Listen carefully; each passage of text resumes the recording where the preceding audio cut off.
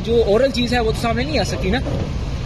देखिए, फौज ने इलेक्शन बिल्कुल ठीक करवाए हैं। जो फॉर्म 45 है वो आज भी पूरा है। दोबारा इलेक्शन कराने की भी जरूरत नहीं, सिर्फ फॉर्म 45 ही इकट्ठे कर लें, उसके ऊपर सारे रिजल्ट क्लियर हो जाएंगे। आपको क्या लगता है किस पार्टी के लोगों ने ये जीता है फिर? कमिश्नर साहब ये बताइएगा जो आरओ ने रिजल्ट्स रोके थे, क्या उसमें बेज़ाब्तियां हुई है, क्या कहेंगे आप? बिल्कुल बेज़ाब्तियां तो छोटा लफ्ज है। जो यहाँ पे हुआ है कि जो लोग आज़ाद उम्मीदवार 70-80 हज़ार की लीड से जीत रहे थे, हमने उनको हरवाया है और उनके ऊपर जाली मोहरे लगा के सबको हरवाया।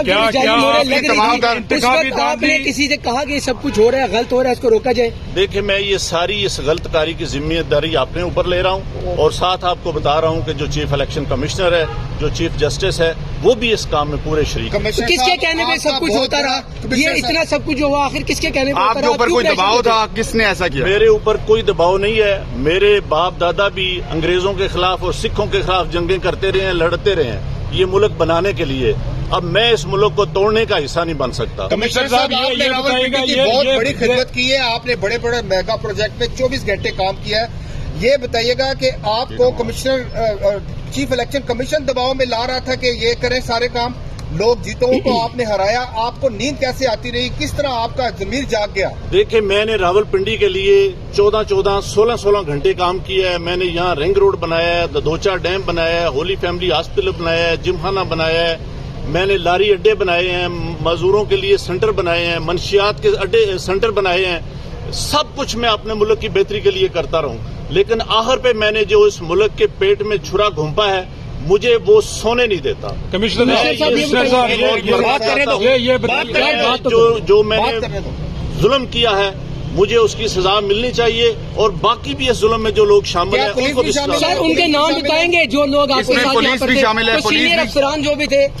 70-80 हज़ार की लीड से जीत रहे थे, हमने उनको हरवाया है और उनके ऊपर जाली मोहरे लगा के सबको हरवाया। कमिश्नर साहब, जब जाली मोहरे लग रही थी उस वक्त आपने किसी से कहा कि सब कुछ हो रहा है, गलत हो रहा है, इसको रोका जाए? देखिए, मैं ये सारी इस गलतकारी की जिम्मेदारी अपने ऊपर ले रहा हूँ और साथ आपको बता रहा हूँ कि जो चीफ इलेक्शन कमिश्नर है, जो चीफ जस्टिस है, वो भी इस काम में पूरे शरीक। किसके कहने पे सब कुछ होता रहा?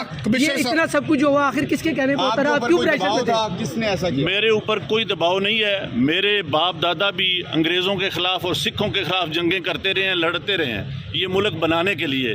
अब मैं इस मुल्क को तोड़ने का हिस्सा नहीं बन सकता। कमिश्नर साहब, आपने रावलपिंडी की बहुत बड़ी खिदमत की है, आपने बड़े बड़े मेगा प्रोजेक्ट में 24 घंटे काम किया है।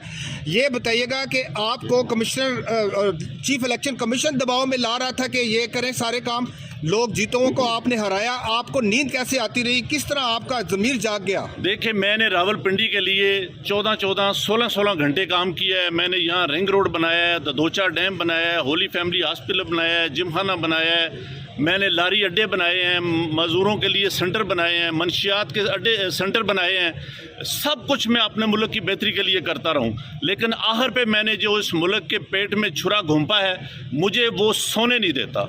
मैं ये सुकून की मौत मरना चाहता हूँ।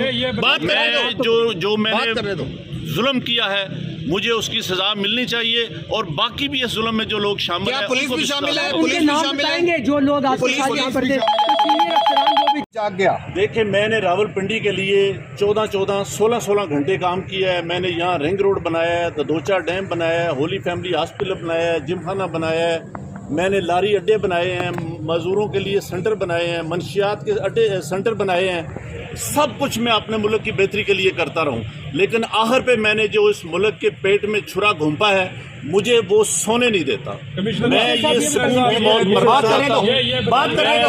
जो मैंने जुल्म किया है, मुझे उसकी सजा मिलनी चाहिए और बाकी भी इस जुल्म में जो लोग शामिल हैं। पुलिस भी शामिल है? पुलिस भी शामिल है? जो लोग आपके साथ यहाँ पर थे,